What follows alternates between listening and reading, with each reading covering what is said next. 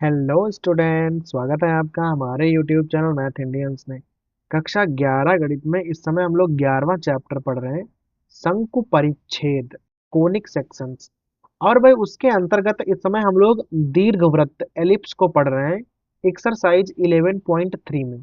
तो भाई इसका इंट्रोडक्शन हमने इसके पहले वाले वीडियो में आपको बता दिया था। तो इस वाले वीडियो में हम क्या करेंगे, सीधा एक्सरसाइज 11.3 को हल करेंगे भाई।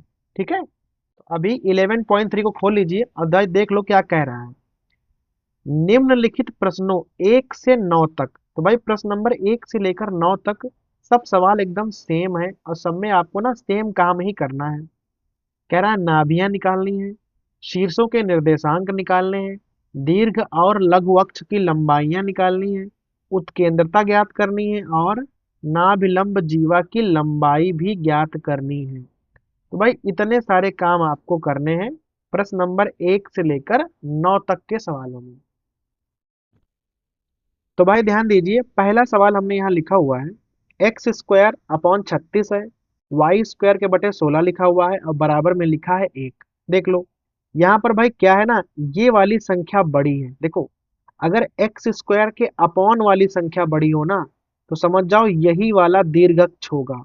और इस प्रकार का जो हमारा दीर्घवृत्त होता है ना, वो समझ जाओ आप तुरंत कि एक्स अक्ष के अनुदिश बना हुआ है।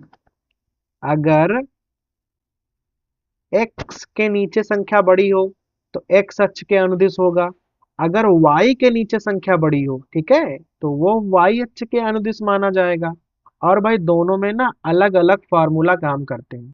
तो ये चूंकि एक्स अक्ष के अनुदिश है, तो आप यहाँ क्या करने वाले हो, आप इसकी तुलना इस प्रकार से करने वाले हो। जैसे भाई यहाँ हम लिख रहे हैं मानक रूप जो एक्स अक्ष के अनुदिश होता है उसका, x square upon a square plus y square upon b square equal to 1। अब यहाँ से आपको ना मान निकालने हैं। ए स्क्वायर का मान 36 हो जाएगा और बी स्क्वायर का मान जो है वो 16 हो जाएगा। यहीं से भाई सरल करोगे तो ए का मान 6 आ जाएगा और बी का मान आ जाएगा आपका 4। क्योंकि भाई एक्स अक्ष के अनुदिश है, तो एक्स के नीचे ए और वाई के नीचे बी रहता है। ठीक है, तो हमारा जो ए है ना, ए वाला होगा वो दीर्घ अक्ष होगा। ठीक है, तो यहाँ हम लिखेंगे दीर्घ अक्ष की जो लंबाई है वो क्या होती है, वो भाई 2a होती है। ए का मान 6 है तो 2a का मान क्या हो जाएगा, 12 मात्रक आगे लिख दीजिएगा। ऐसे ही अगर आपसे कह दे कि भाई आप लघु अक्ष ज्ञात करो, तो लघु अक्ष क्या होता है, 2b होता है और b का मान है 4। तो मान रखोगे तो आ जाएगा 8 मात्रक। तो भाई ऊपर भी आप मात्रक लिख दीजिएगा। तो जो हमारा दीर्घ अक्ष है वो 12 मात्रक आ गया, लघु अक्ष जो है वो 8 मात्रक आ गया है। अब देख लो इसके अलावा आपसे क्या क्या पूछ रहा है सवाल में। ठीक है, तो सबसे पहले पूछा था उसने कि भाई शीर्ष बताओ, शीर्ष के निर्देशांक आपको बताने हैं। देखो अगर वो एक्स अक्ष के अनुदिश है, तो शीर्ष के निर्देशांक होते हैं प्लस माइनस ए कामा 0। और ए का मान आपने निकाल लिया है, तो भाई मान क्या हो जाएगा, +-6, चाहो तो आप इनको अलग अलग करके भी लिख सकते हो, भाई 6, 0 और -6, 0 भी लिख सकते हो। और भाई चाहो तो एक में ही लिख दो। उसके अलावा अभी आपको नाभि के निर्देशांक ज्ञात करने हैं और नाभि के लिए आपको भाई सी निकालनी पड़ती है। तो सी का सूत्र होता है कुछ इस प्रकार से, भाई हमने आपको पढ़ाया था, सी स्क्वायर बराबर ए स्क्वायर माइनस बी स्क्वायर। मान रखना है केवल। तो सी स्क्वायर बराबर ए स्क्वायर का मान है 36 और बी स्क्वायर का मान है 16। घटाओगे तो 20 आ जाएगा ना, तो सी का मान क्या आ जाएगा, √20। और भाई जो आपकी नाभियां होती हैं वो क्या होता है, +-C, 0। अब भाई यहाँ सी का मान मालूम है आपको, तो मान रखोगे ना, तो कुछ इस प्रकार से आंसर आ जाएगा आपका। ये हो जाएगा आपका नाभि के निर्देशांक। तो आपने दोनों अक्ष निकाल दिए, शीर्ष निकाल दिए, नाभि निकाल दी। अब भाई देख लो क्या क्या बचा है। अभी अभी बचा है उत्केंद्रता कितनी होगी, जो हमारी ई होती है उसका मान होता है C/A। सी का मान आपको पता है √20 और ए का मान भी आपको पता है 6। तो भाई ये आपकी उत्केंद्रता हो जाएगी। और भाई लास्ट में ना एक चीज और बचेगी, वो है नाभिलंब जीवा की लंबाई। तो यहाँ आप लिखोगे नाभिलंब जीवा की लंबाई, सूत्र क्या होता है? सूत्र होता है 2b² अपॉन ए। भाई केवल मान रखना है, 2 गुणे b² का मान 16 है, ए का मान है 6। यहाँ थोड़ा कैंसिल करोगे तो भाई आ जाएगा 16/3 मात्रक। तो देखा आपने। तो अगर आप भाई सही से तुलना कर ले रहे हो, आपको ये मालूम है कि वो एक्स अक्ष के अनुदिश है या वाई अक्ष के अनुदिश है, तो आप बाकी सब मान बड़े आराम से निकाल सकते हो। बस आपको भाई सबके सूत्र याद होने चाहिए। ठीक है, तो भाई पूरा समझ में आ गया। तो ये था हमारा सवाल नंबर 1।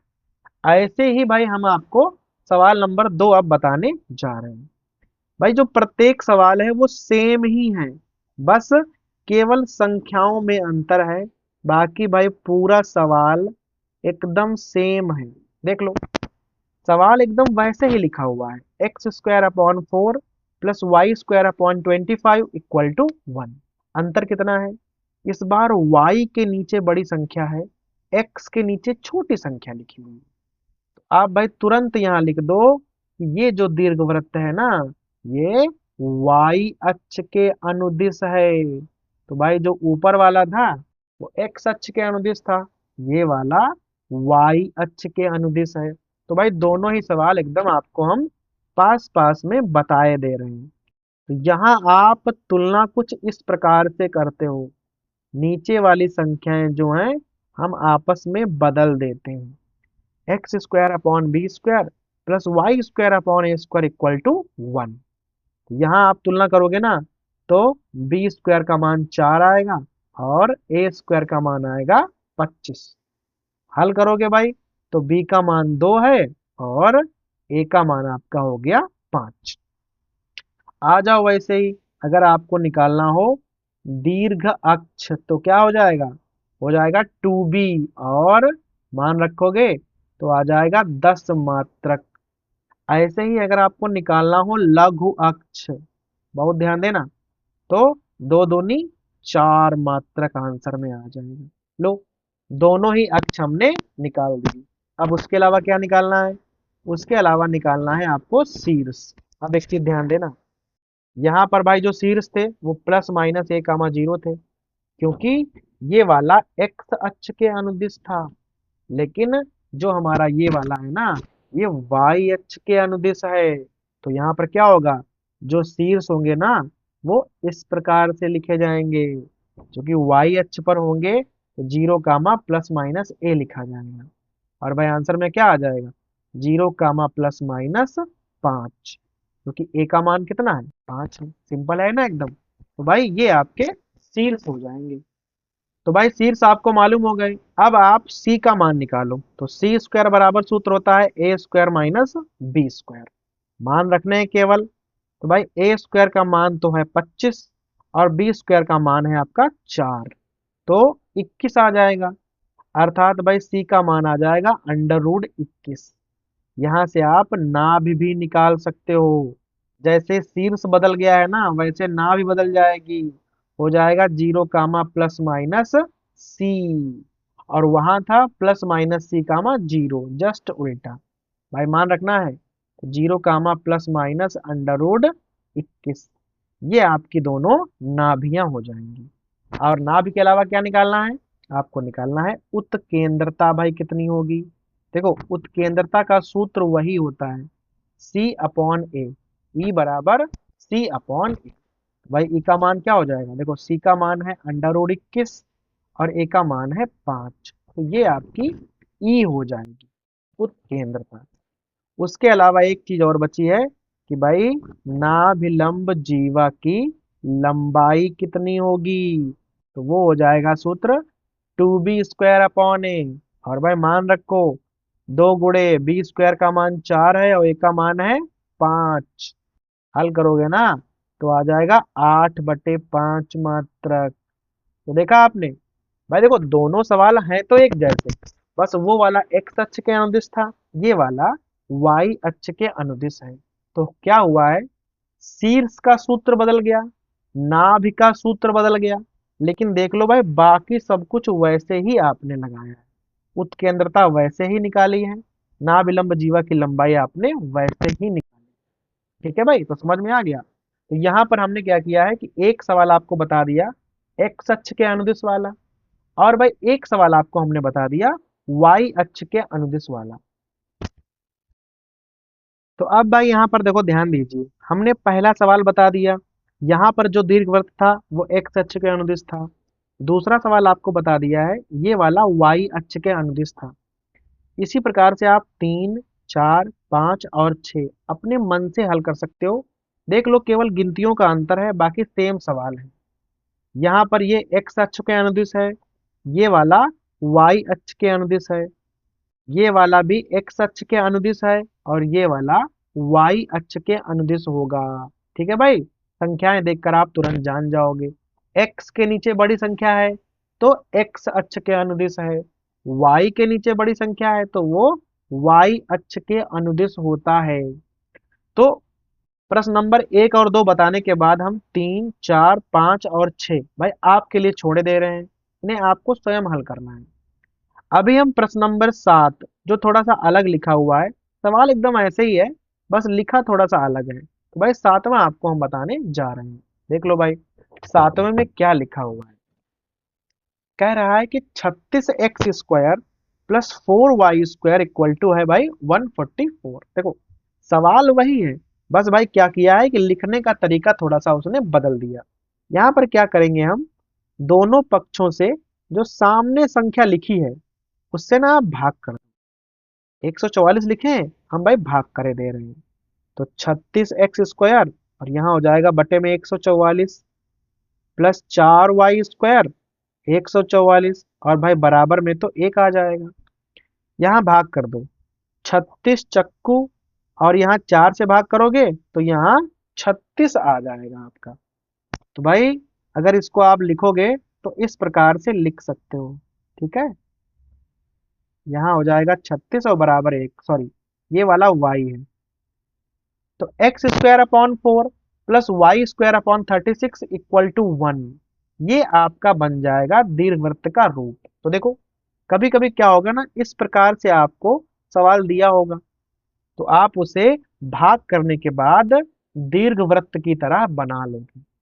अब आप यहाँ देखकर ही जान जाओगे कि भाई देखो y के नीचे बड़ी संख्या है ना, तो अगर y के नीचे बड़ी संख्या है तो ये वाला y अक्ष के अनुदिश बना हुआ है। तो यहाँ पर तुलना भी हम लोग उसी प्रकार से करने वाले हैं।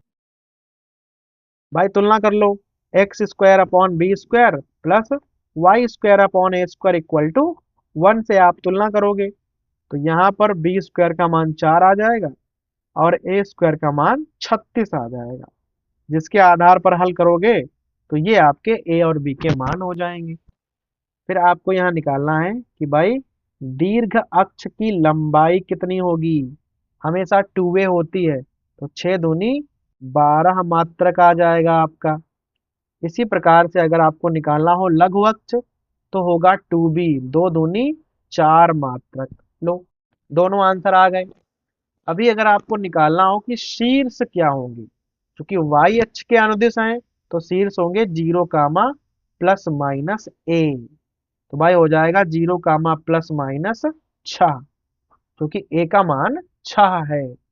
और अब आपको निकालना है c² बराबर a² माइनस b² से c का मान निकालना पड़ेगा। देख लो a² का मान है 36 और b² का मान है 4, तो c का मान क्या हो जाएगा, √32 आ जाएगा आपका। और यहाँ से आप नाभियां निकाल सकते हो 0 कामा प्लस माइनस सी की सहायता से। तो हो जाएगा भाई 0 कामा प्लस माइनस √32, ये आपके नाभियों के निर्देशांक हो जाएंगे। यहीं से आप चाहो तो उत्केंद्रता भी निकाल सकते हो।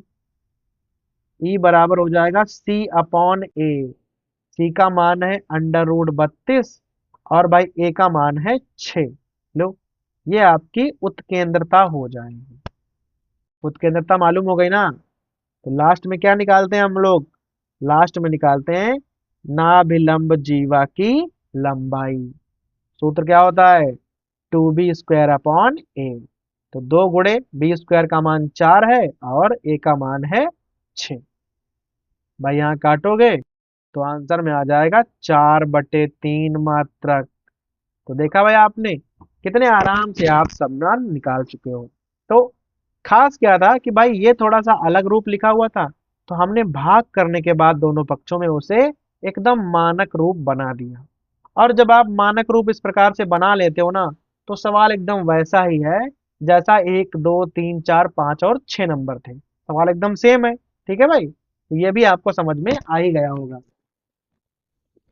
अब भाई आगे चलो, देखो सातवां हमने आपको बता ही दिया है, ये वाला वाई अक्ष के अनुदिश निकला था। अगर आप ये वाला लगाओगे ना, तो ये वाला भी वाई अक्ष के अनुदिश ही आएगा। तो अभी आपको हम एक सवाल छोड़कर सवाल नंबर 9 बता दे रहे हैं।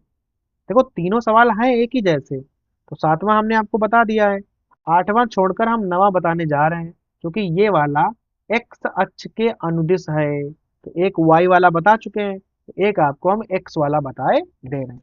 तो आप सवाल नंबर भाई 9 को नोट कर लो। देखो क्या कह रहा है, 4x² प्लस 9y² और बराबर में लिखा है 36। करना आपको वही है, लिखोगे कि भाई दोनों पक्षों में 36 से भाग करने पर, भाई भाग कर दो। 4x² upon 36 plus 9y² upon 36 equal to 1। यहाँ भाग कर दो ना, 9 आ जाएगा। यहाँ भाग कर दो, यहाँ 4 आ जाएगा। अब भाई इसको ना सरल करके लिख लो, तो आ जाएगा x² अपॉन 9, यहाँ हो जाएगा y² अपॉन 4 इक्वल टू 1। कुछ इस प्रकार से आपका बन जाएगा। देख लो, x के नीचे बड़ी संख्या है, y के लिए छोटी संख्या है ना, तो ये वाला जो है x अक्ष के अनुदिश होगा, ऐसा आप यहाँ लिख दोगे। अगर x अक्ष के अनुदिश है तो इसकी तुलना आपको इस वाले रूप से करनी पड़ेगी। ठीक है भाई, तो यहाँ से आप a² और b² के मान निकाल दो। यहाँ 9 हो जाएगा और b² का मान यहाँ 4 हो जाएगा।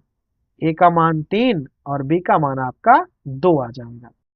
यहीं से आप चाहो तो भाई c का मान भी निकाल लिया करो, हर बार तो निकालना ही पड़ता है। ठीक है, तो c² बराबर a² का मान है 9 और b² का मान है 4। घटाओगे ना तो 5 आ जाएगा। c का मान आ गया √ आपका 5। अब देख लो क्या क्या निकालना है। सबसे पहले आपको दोनों अक्ष की लंबाइयां निकालनी है।